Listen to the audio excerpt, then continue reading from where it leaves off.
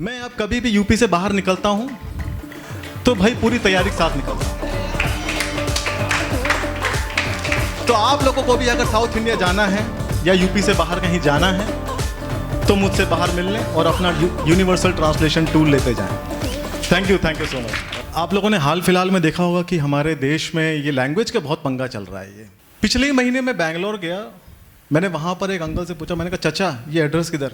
चाचा ने मुझे देखा ऊपर से नीचे, उसके बाद उन्होंने मुझे ये भाषण दिया कि Hindi is not our national language. ये बात उन्होंने मुझे इंग्लिश में समझाई। इसके बाद उन्होंने मुझे कन्नड़ा में कुछ गरियाया, हिंदी गोटिल्ले, हिंदी गोटिल्ले। फिर उसके बाद उन्होंने मुझे एड्रेस बताया इंग्लिश में और एंड में फिर मुझे जाते हुए हिंदी गोटिल्ले। इस बात का मुझ पर बहुत गहरा असर पड़ा। जब मैं घर आया तो मैं बैठ के यही सोचता रहा पूरे टाइम कि वो चचा मेरे गोटों के बारे में क्या बातें कर रहे थे। महाराष्ट्र का सीन इससे थोड़ा बेटर है, वहाँ पे लोगों को हिंदी समझ में आ जाती है, वहाँ के लोग हिंदी में बात कर लेते हैं। बट वहाँ पे दिक्कत ये है कि उनकी हिंदी में भी मराठी का तड़का पड़ा हुआ है।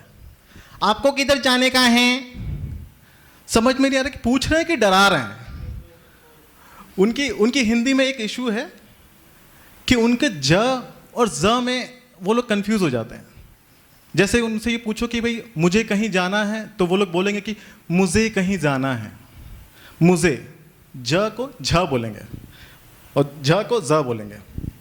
पर हम यूपी वालों के साथ ये दिक्कत नहीं है। अब जैसे मेरा दोस्त वो झ से झांटू है तो झांटू है। यूपी में आप लोगों ने देखा होगा कि कभी ऐसे इशू कभी आए ही नहीं। लैंग्वेज बैरियर को लेकर कभी कोई दिक्कतें आई ही नहीं, क्योंकि यूपी में खुद लैंग्वेज का बफे लगा हुआ है। हमारे लखनऊ में कि हिंदी में तहजीब है, तमीज़ है। आपके कहीं भी कभी भी लड़ाई हो, लखनऊ वालों को मत बुलाना। मेरे एक दोस्त ने मुझे फ़ोन किया कि आनंद लड़ाई हो गई, जल्दी आ। मैंने कहा तुम टेंशन मत लो, हम आ रहे हैं। 15 मिनट बाद में पहुंचा तो मुझे देख के कह रहा है साले बाकी कहाँ हैं? मैंने कहा मैंने तो कहा था हम आ रहे हैं। बहुत दिक्कत है भाई। थोड़ा वेस्ट में जाइए यूपी में ही आप, वहाँ ब्रज भाषा बोली जाती है, का कर रो है। फिर बुंदेल में जाइए तो वहाँ अलग डायलेक्ट। अवध में अवधी बोलेंगे। बनारस में हिंदी में भोजपुरी का मिक्सचर पड़ा हुआ है। बस बीच बीच में भोजपुरी वाले बोलते रहिएगा। यहाँ पे यूपी खुद अपने आप में लैंग्वेज के इतने इश्यूज को झेल रहा है सालों से कि हमें बाहर के लैंग्वेजेस की परवाह ही नहीं है। लेकिन हम यूपी वाले बहुत टैलेंटेड हैं।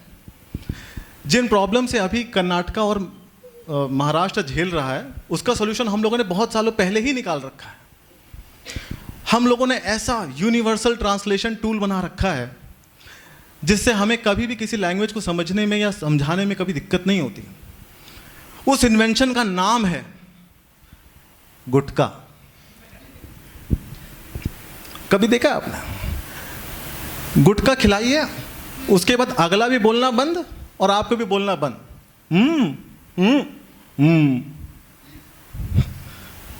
हमारे यहाँ पे यूपी में गुटका बोली इतनी सक्सेसफुल है कि अब हम अक्रॉस द यूपी कहीं भी आराम से जा सकते हैं, बात कर सकते हैं और इनको अपनी भाषा में समझा सकते हैं।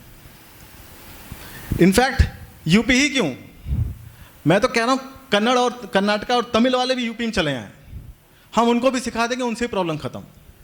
लैंग्वेज ही क्यों, मैं तो कह रहा हूँ कि गूंगों को भी ले आओ यूपी में, उनको भी गुटखा खिला के हम उनसे भी कुछ ना कुछ बुलवा ही लेंगे। तो गुटखा लैंग्वेज इतनी सक्सेसफुल क्यों है पता है? क्योंकि उसमें आपको कुछ बोलने की ज़रूरत ही नहीं, सारा काम आप एक्सप्रेशन ही करते हैं। एक लड़की के बारे में 2 लड़के खड़े हैं गुटखा खा के और 2 लड़कियों को आते हुए देख रहे हैं। वो लोग आपस में कैसे बातें करते हैं, उनको चेकआउट कैसे करता है।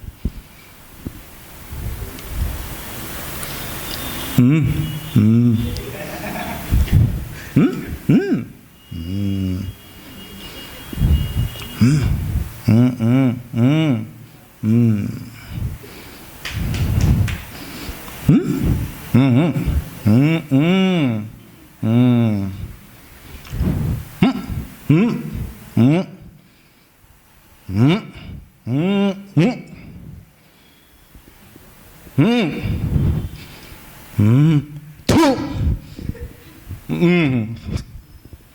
ये गुटखा भोली सीखने के बाद मैं दोबारा साउथ इंडिया बेंगलोर में गया और मैंने इस बार उन्हीं अंकल को दोबारा पकड़ा। मैंने कहा चाचा ये एड्रेस बताना। जैसे ही वो बोलने लगे, मैंने गुटखा फाड़ कर मुंह में डाल दिया।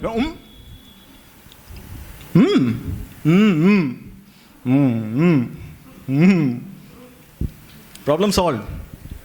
तो उस दिन के बाद से मैं अब कभी भी यूपी से बाहर निकलता हूं तो भाई पूरी तैयारी के साथ निकलता हूं। तो आप लोगों को भी अगर साउथ इंडिया जाना है या यूपी से बाहर कहीं जाना है तो मुझसे बाहर मिल लें और अपना यूनिवर्सल ट्रांसलेशन टूल लेते जाएं। Thank you so much.